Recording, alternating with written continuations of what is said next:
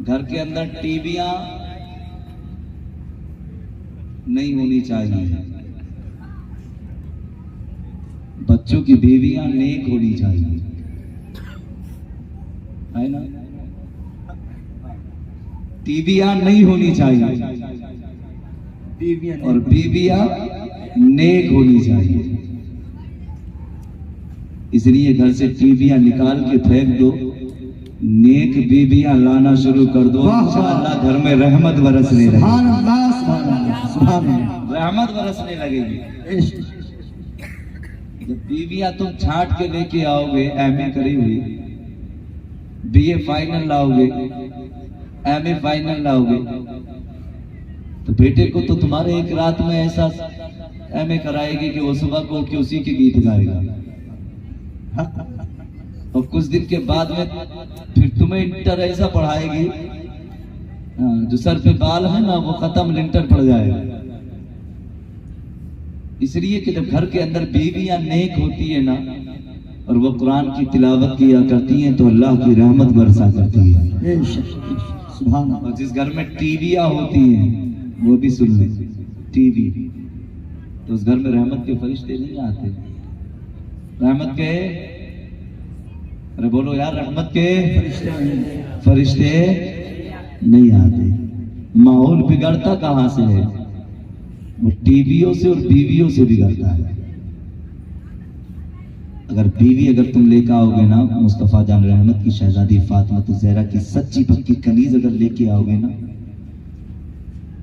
तो बगैर पर्दे के कभी घर से कदम नहीं निकालेगी। वाह।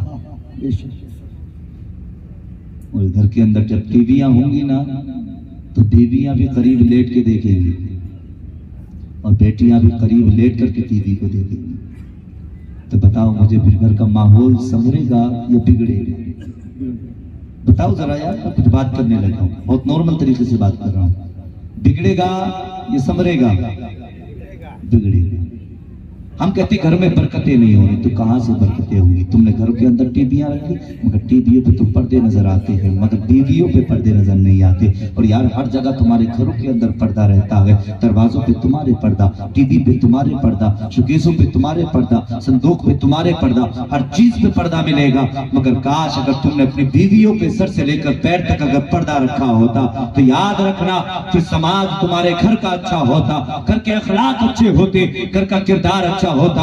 आज हमारा हाल तो ये है। मुझे एक बात और बता दो कि आप बताइएगा कि कैसे फिर हमारे घर में बरकतें आएगी, कैसे रहमतें आएगी कि बेनमाजी हमारे घर में मौजूद है, फिर पर्दा हमारे घर में मौजूद है। और यार अगर चाहता है कि तेरे घर का अच्छा हो जाए, समाज अच्छा हो जाए, किरदार अच्छा हो जाए, रहमत बरसने लगे, तो टीवियों पे पर्दा ढक दे, टीवियां खत्म कर दे, कुरान की तिलावत करना शुरू कर दे।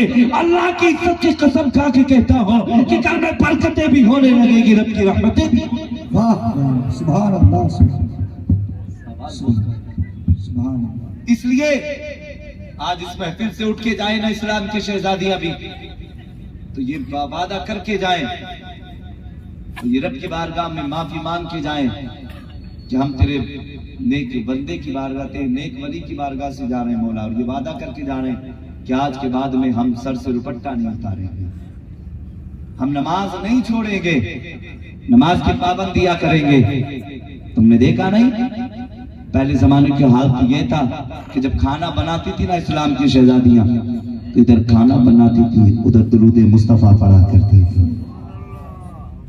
फिर उनके खाने में इतनी बरकतें हुआ करती थी, वो खाना जिस्म को बेकार नहीं करता था, बीमार नहीं करता था, इसलिए खाते थे तो अल्हम्दुलिल्लाह जिस्म की बीमारी दूर हो जाती थी। और आज का खाते हैं तो जिस्म की बीमारी दूर नहीं होती, और ज्यादा बढ़ जाती है।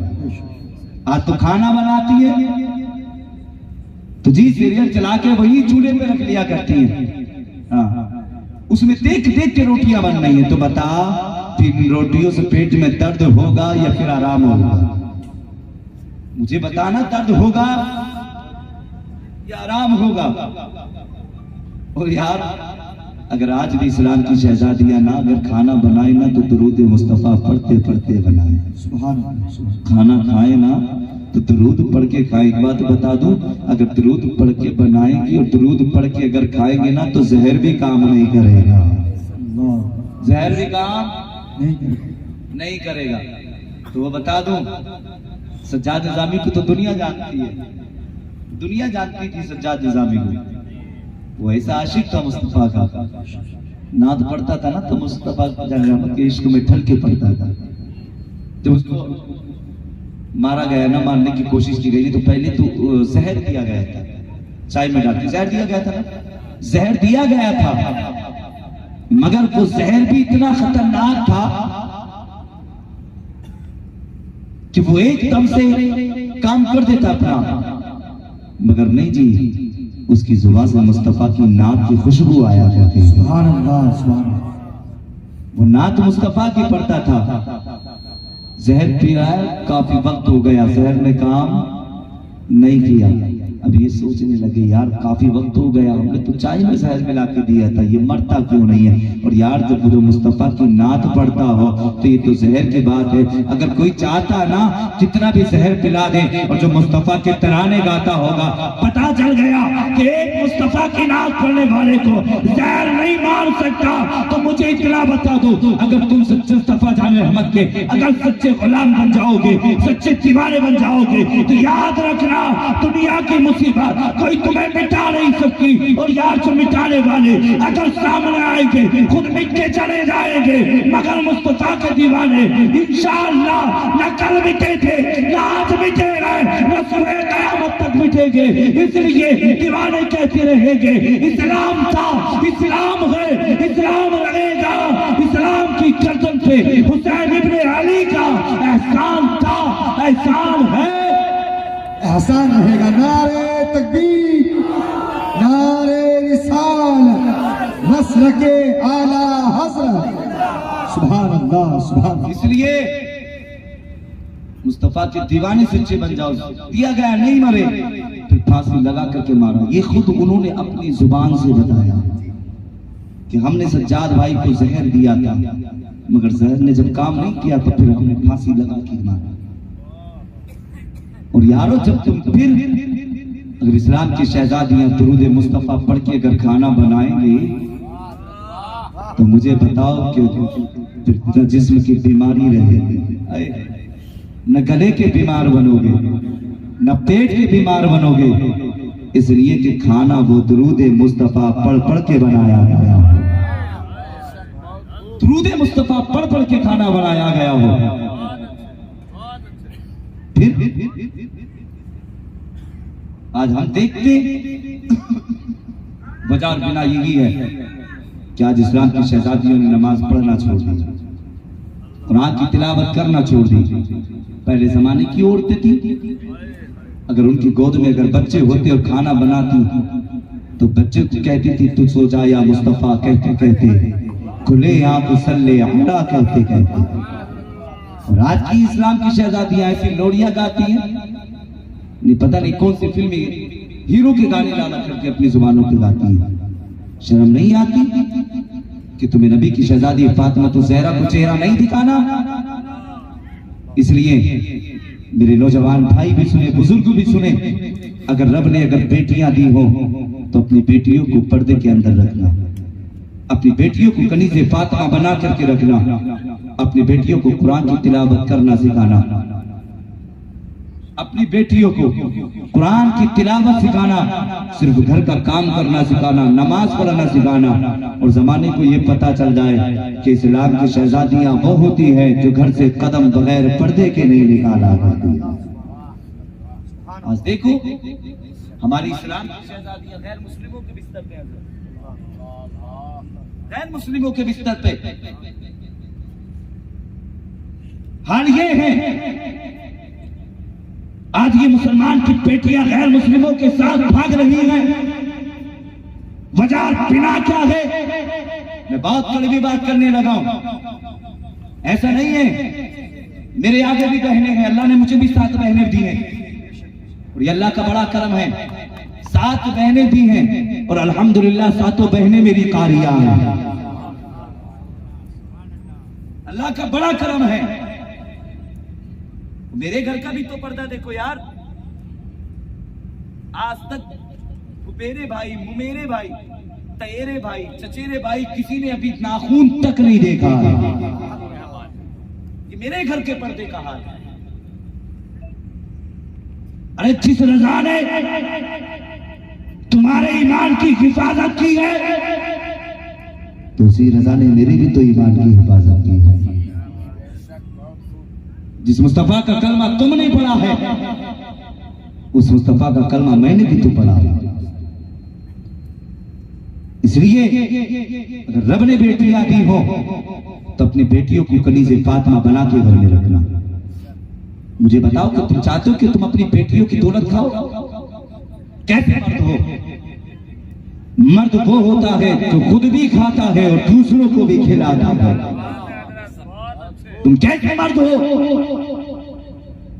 बेटियों को डॉक्टर और मास्टर बना करके इसलिए बनाते हो कि वो डॉक्टर बनेगी, पैसा कमाएगी, हम बैठ के खाएंगे। और यार ये तेरा काम नहीं, इसलिए तू मुस्तफा का दीवाना है, मुस्तफा का उम्मती है। अगर चाहता है समाज अच्छा और चाहता है समाज में सर उठा करके जियो, तो अपनी बेटियों को पर्दे में रखकर घर में रख ले।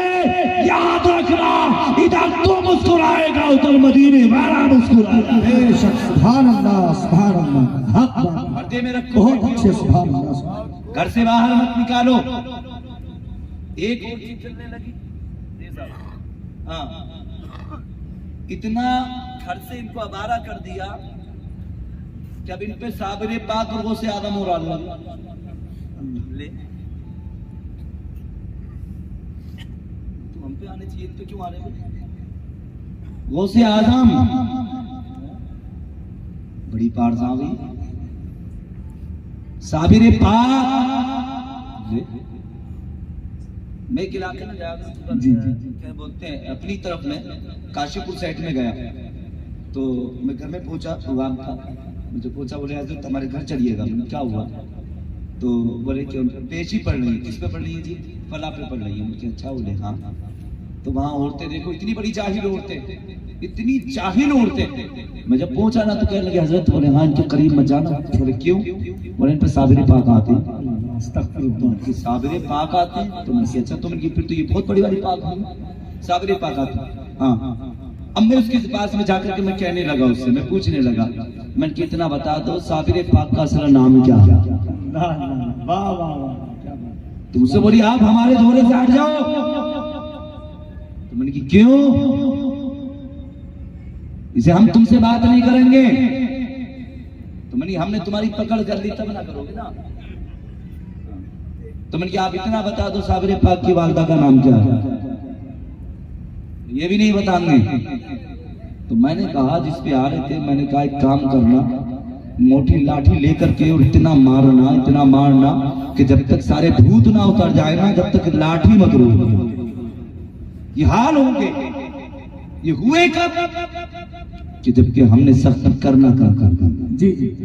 सख्ती करना कम कर दी है। ओ यारो, अगर वाकई अगर चाहते हो ना समाज अच्छा, चाहते हो जिंदगी अच्छी, तो फिर सख्तियाँ किया करो। सिर्फ इनसे इतना कहा करो कि हमें तुमसे कुछ नहीं चाहिए, हमें तुम्हें दौलत की तुम्हारी परवाह नहीं है, हमें सिर्फ अगर चाहिए तो खाली तुम घर के अंदर कुरान की तिलावत करो, नमाज की पाबंदियाँ करो, और जब खाना बनाओ तो दुरूद मुस्तफा पढ़ पढ़ के खाना बनाया करो। और यार तुम जानते हो, अगर बेटियां अपने बेटों के लिए तलाश करो तो यार तुम दुनिया दार तलाश मत करना। अगर तलाश करनी है तो मुस्तफा जाने मोहम्मद के नबी की शहजादी फातिमा तो ज़हरा की सच्ची पक्की कनीज तलाश करना। और जाकर ये मत देखा करो कि यार ये एमए करी हुई है या नहीं, ये डॉक्टर है या नहीं, बल्कि जब किसी घर में जाया करो ना तो सबसे जाकर के पहले पूछ लिया करो कि इतना बता दो, जिस बेटी का रिश्ता लेकर के हम आए हैं, जिस बेटी को देखने के लिए हम आए हैं, इतना बता दो वो नमाजी है या नहीं, कुरान की तिलावत करने वाली है या नहीं, उसके लबों से कुरान की खुशबू आती है या नहीं, उसकी पेशानी में सजदों की चमक है या नहीं। और यार बस ये देखा करो, सिर्फ ये मत देखा करो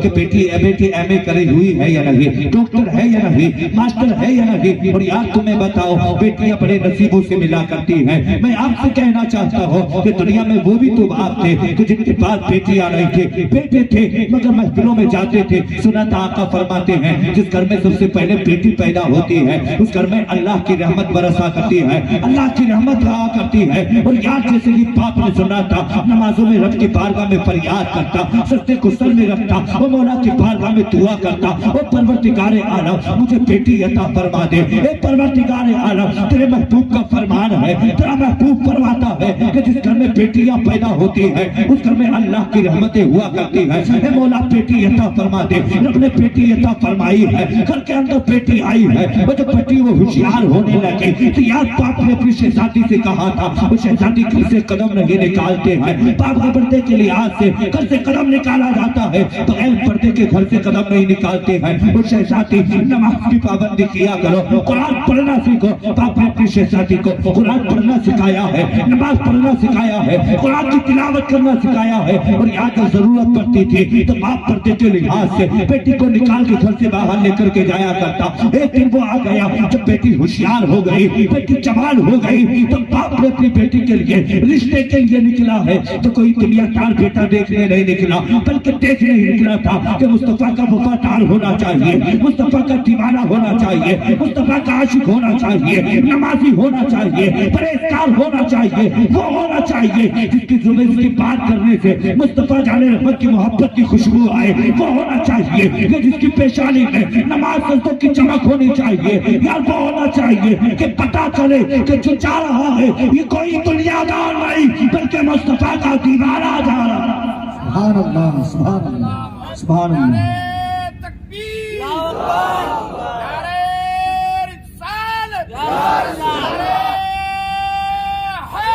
या अली मुस्तफा का दीवाना था। सुभान अल्लाह। 19 के 11 मिनट बाकी है। ये देख लेना। अब बोले मचल की सुभान अल्लाह, बहुत तड़प के बोले, बहुत तड़प के बोले। मैं बात बता रहा हूँ कि देखो कोई बाप वो भी था कि जिसने मुस्तफा के इश्क में जब खुद रंग गया तो अपनी बेटी को फातिमा तो ज़हरा की जिंदगी में रंग दिया। वाह वाह, सुभान अल्लाह, सुभान अल्लाह। बाप था बेटी के लिए रिश्ता तलाश करने निकला तो कोई दुनियादार नहीं, वो देखने निकला था कि मुस्तफा का वफादार होना चाहिए।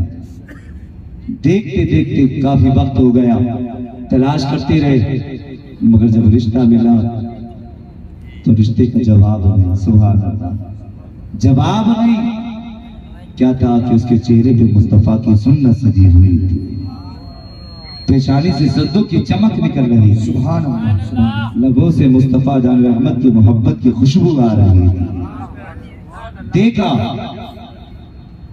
उन्होंने कहा मुझे तेरा बेटा पसंद है।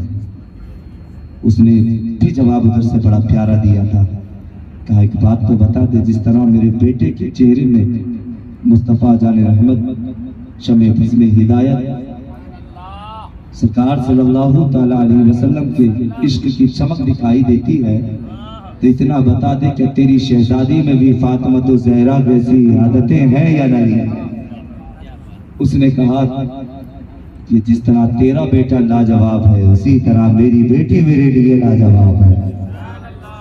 घर आया बाप और आने के बाद में दरवाजे पे पहुंचा तो क्या देखा, बच्ची सजदे में सर रख के रब की इबादत कर रही है। इबादत की, बेटी पानी भर के लाई, बाप के करीब पहुंची, पानी पेश किया, कहा बाबा आज तो ऐसा लगता है ज्यादा थक गए। कहा शहजादी क्या? कहा जिस्म थका थका लगता है, चेहरे पे आपके मुस्कुराहट लगती है। कहा बाबा कोई खुशी की बात है क्या? तो बाप ने कहा था शहजादी मैं जैसा रिश्ता तलाश करता था रब ने मुझे वैसा बेटा अता फरमा दिया। इतना कहना था तो बच्ची का जवाब क्या था? बच्ची ने कहा था बाबा एक बात बताइए कि जिसे जो मेरे लिए देख करके आए हो कि वो नमाजी है या नहीं? बोले बोले वो नमाजी है? सुभान अल्लाह। और आज का हाल तो क्या है, बाबा से कहती है हाँ बाबा बेटा जेंटलमैन होना चाहिए, जो रास्तों में खड़े होकर के पेशाब कर रहे इस धंधे का तरीका भी याद ना हो, ऐसा होना चाहिए आज की बेटियां।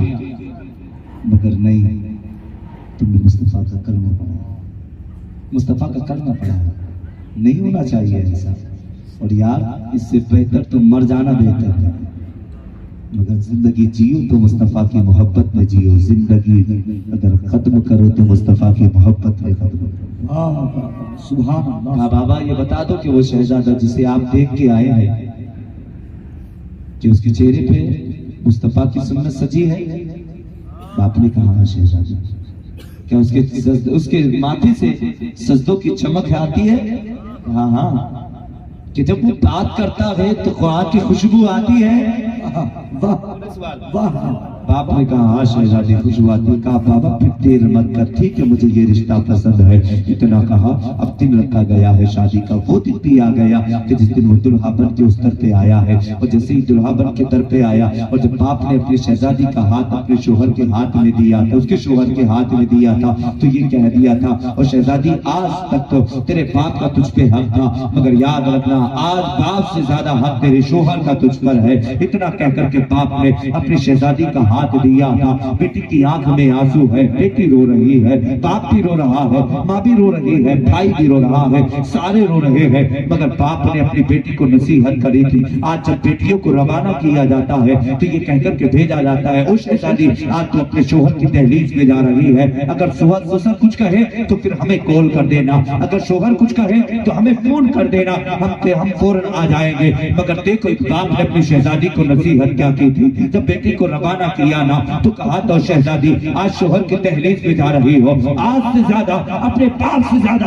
आज से तुम्हारे शोहर का तुम पे हक है, मगर याद रखना शोहर के बगैर इजाजत घर से कदम मत निकालना। बाप ने अपनी बेटी को तालीम दी थी और ये कहकर के भेजा था, और शहजादी याद रखना अगर तेरा बाप बीमार हो जाए और शोहर की इजाजत न मिले तो बाप का चेहरा देखने मत आना। ये तालीम देकर के बाप ने अपनी बेटी को रवाना किया है। बेटी बाप के दरवाजे से रवाना हुई है और अपने शोहर की दहलीज पे पहुंची है। और जाने के बाद में कुछ दिन गुजरे थे, मियां बीवी हंसी खुशी जिंदगी गुजार रहे थे। जैसे ही शोहर का काम बस्ती के अंदर बंद हुआ है, शोहर बीवी के करीब पहुंचा है और जाकर के कहने लगा, ओ मेरी शरीके हयात यहाँ काम मेरा बंद हो गया है, मैं चाहता हूँ मैं परदेश जाना चाहता हूँ, अगर तेरी इजाजत हो तो मैं परदेश चला जाऊं। बीवी ने इजाजत दी है और देने के बाद में शोहर रवाना हुआ है, चलने लगा है। आंख में आंसू है दुल्हन के, दुल्हा भी रो रहा है, दोनों की आंख में आंसू है। रवाना जब हो गए, होने के बाद में कुछ दिन गुजरे थे,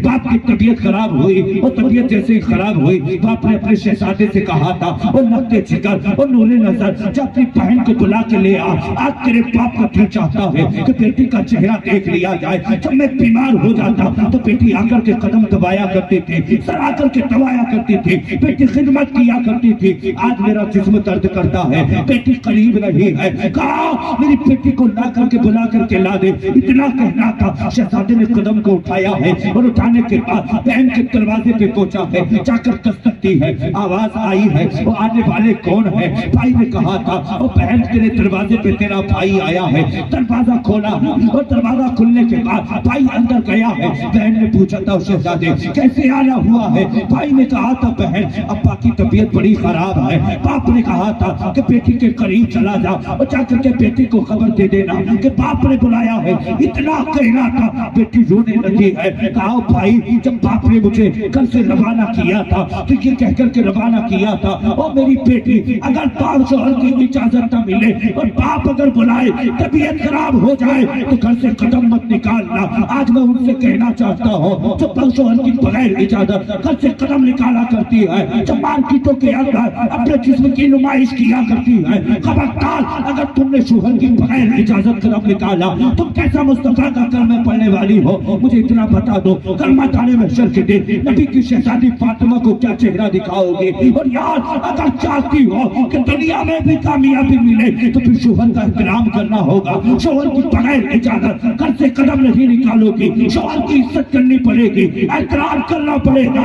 इसलिए कि जब शोहर इजाजत दे तब घर से कदम निकाले, जो शोहर की मर्जी हो होती है, बीवी कलम निकालती है, शौहर की मर्जी के मुताबिक जिंदगी गुजारती है। इधर ये मुस्कुराते गए, उधर मदीने वाला मुस्कुरा। सुभान अल्लाह, सुभान अल्लाह, वाह वाह, सुभान अल्लाह। शॉर्टकट में सुन ले बहुत जल्दी से।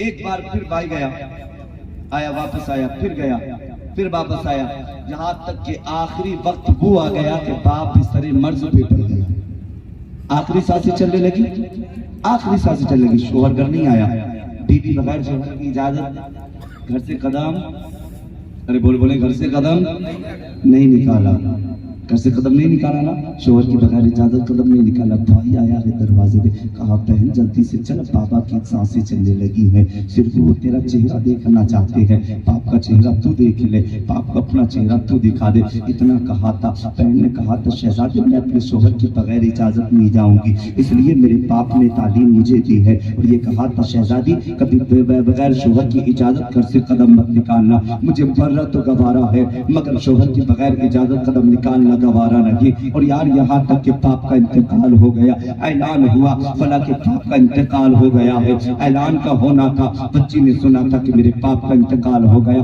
ऐलान की खबर पहुंची है। बच्ची दीवार से लग करके बैठ गई, आंख में आंसू है, रोने लगी है। फिर इस बच्ची ने क्या किया है, वुजू किया है और वुजू करने के बाद रब की बारगाह में पेशानी को झुकाया है और मौला की बारगाह में दुआएं कर रही है। ए परवरदिगार आलम, मैंने तेरे महबूब की सुन्नत, तेरे महबूब के तरीके को नहीं छोड़ा। ए परवरदिगार आलम, मैंने जिंदगी गुजारी है तेरे महबूब के फरमान के मुताबिक। ए परवरदिगार आलम, इसी फरमान के मुताबिक ए मौला इसी के सदक़े में मेरे बाप की मग़फ़िरत फरमा दे। दुआओं पे दुआएं कर रही है। और यार यहाँ तक के जब बाप का जनाजा तैयार हुआ, लोग लेने चले हैं, माँ ने आकर के मसेरी को पकड़ा है और कहने लगे खबरदार अभी मेरी बेटी के बाप के जनाजे को घर से लेकर के जाया जाए। क्या बात क्या है, कहीं ऐसा हो कि अब तक बाप इंतजार करता रहा है बेटी का, हो सकता है बेटी बाप का चेहरा देखने आ रही हो, इंतजार किया जा रहा है मगर बेटी अभी देखने के लिए बाप का चेहरा नहीं आई है, इसलिए कि अभी शोहर की इजाजत न मिल सकी है। जब लोग काफी वक्त हो गया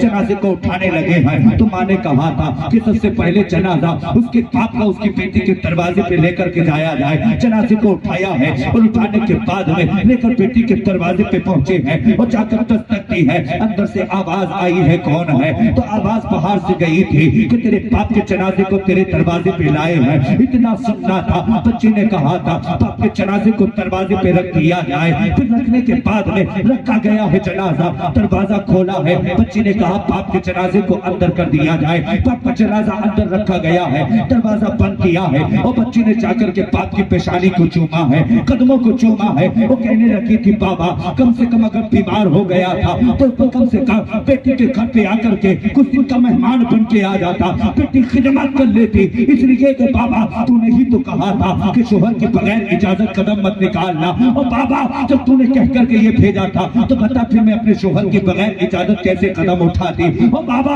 अगर बेटी ना आ सकी थी तो जब तू बीमार होने लगा था तो कम से कम बेटी के दर पे आ जाता, बेटी आग तेरी खिदमत कर लेती, तेरी खिदमत कर लेती, कहा तेरे कदमों को दबाती। बच्ची ने बाप के कदमों को पकड़ा है, पकड़ करके दबाना शुरू किया है, आंख में आंसू है, रोने लगी है। फिर जब बाहर से आवाज आई है कि बाप का चेहरा देख लिया हो तो जल्दी से दरवाजा खोल दिया जाए। बच्ची ने बाप की आंख, बच्ची की आंख में आंसू है। वो कहा था बाबा एक बार जरा आंखें खोल के अपनी बेटी का चेहरा तो देख ले, तू देखना चाहता है आज तेरी बेटी का चेहरा तेरी आंखों के सामने है, आंखें खोलता क्यों नहीं? इसलिए आज वो बेबस है, आंखें नहीं खोल सकता है, हाथ नहीं हिला सकता है, पैर नहीं हिला सकता है। वो घमंड करने वालों, आज तुम अपने आप पे बड़ा फख्र करते हो कि हमें मरना नहीं है, तुम तो ये समझते हो दौलत हमारे काम आएगी। और यार याद रखना बड़े बड़े दौलत वाले, बड़े बड़े अमीर, बड़े बड़े जमींदार को मौत ने तोड़ के रख दिया है। मुझे एक पिला करके दिखा दो जो दौलत वाला आज सलामत हो, मुझे इतना बता दो जब मौत आती है तो फिर छोड़ती नहीं है, बाप को बेटे से जुदा कर देती है, बेटे को बाप से जुदा कर देती है। और यार जैसे ही बेटी ने कहा और पापा एक बार आंखें खोल के अपनी बेटी का चेहरा देख ले, इतना कहना था और बाप का आंखें न खोल के देख सका। फिर बच्ची ने दरवाजा खोला, कहा बाप के जनाजे को लेके वापस चले जाओ। फिर बाप के जनाजे को उठाया है और जाकर कब्रिस्तान दफना करके वापस आए हैं। कुछ दिन गुजरे हैं और यार देखो शोहर घर के अंदर आया है तो बीवी की आंखों में आंसू होने चाहिए, मगर उसे मालूम था कि मेरा शोहर थक के आ रहा है और मुस्कुराकर के दरवाजे पे खड़ी हो गई है। सलाम किया है और घर के अंदर आया है शोहर, सलाम का जवाब उसने दिया है। और फिर क्या किया था, इसने जैसे ही सलाम का जवाब दिया, उसने सलाम किया है, फिर अपने शोहर से कहती है आप गुस्ल कर ले। गुस्ल किया है, नहलाने के बाद कपड़े पहनाए हैं और कपड़े पहनाने के बाद खाना सामने रखा है। जब खाना खा करके जब शोहर बिस्तर पर लेट गया, ये कदमों को दबाने लगी तो बाप की याद आ गई है, आंख में आंसू आ गए। शोहर कहने लगा ओ मेरी शरीके आया, तेरी आंख में आंसू कैसे है? कहा मेरे सर के ताज, मेरे बाप का इंतकाल हो गया है। बाप ने चाहा कि आकर के बेटी अपना चेहरा दिखा दे, मैंने आपकी बुलाई इजाजत घर से कलम नहीं निकाला। शोहर ने कहा था कि बाप ने बुलाया था तो बाप का चेहरा देखने चली जाती। कहा जब मेरे बाप ने आपके हाथ में हाथ दिया था तो ये कहकर के दिया था कि मेरी शरीक है, मेरी बेटी, कभी शोहर की बगैर इजाजत घर से कलम मत निकालना। कहा ये बाप ने तालीम दे के भेजा था, इतना कहना था। इधर ये मुस्कुराए थे, उधर रब की रहमत मुस्कुराने लगे थे। और यार अल्लाह ने इसी मुस्कुराहट की बरकत से उसके बाप को जन्नत का परवाना अता फरमाया। कर ले कि अल्लाह ने अगर बेटी दी है तो अपनी बेटी को कलीज़े फातिमा बना के रखना। कितने लोग हैं हाथ उठा के बताएं कि जो अपनी बेटी को दीनी तालीम नहीं सिखाएंगे। समझदार है, सब सुन ले माशाल्लाह, सबका ज़हन इधर है। सारे लोग हाथ उठा के कहते हैं कि इंशाअल्लाह आज के बाद हम बेटियों को कुरान पढ़ना सिखाएंगे। ये अल्लाह के वली के दरबार में यह अहद करके जाओ, आयत करके जाओ। अगर हकीकत कहता हूं, अगर एक ने भी अमल कर लिया तो आज की हमारी महफिल कामयाब हो जाएगी। ये वादा करके जाओ कि आज के बाद हम अपनी बेटियों को कुरान पढ़ना सिखाएंगे। हाथ उठाएं तब मैं पता करूंगा कि हाँ कि वाकई सच्चे दिल से मुस्तफा की तरफ। नमाज पढ़ना सिखाएंगे, आवाज आनी चाहिए, नमाज पढ़ना सिखाएंगे। बेटियों को पर्दे में रख के घर में रखेंगे, घर से बाहर अरे नहीं भेजेंगे, कौन ना घर से बाहर, और भेजेंगे तो फिर सर से लेकर पर्दे में रख कर भेजेंगे, है ना। इसलिए मुस्तफा के तरीके को अपना लो, मुस्तफा के किरदार को अपना लो। सिर्फ अल्लाह के वली के दरबार से पैगाम लेके जाओ कि हम जिएंगे तो मुस्तफा की मोहब्बत में मरेंगे। अरे बोलो मरेंगे, ओ बने मरेंगे। हाँ फिर वो याद रखना।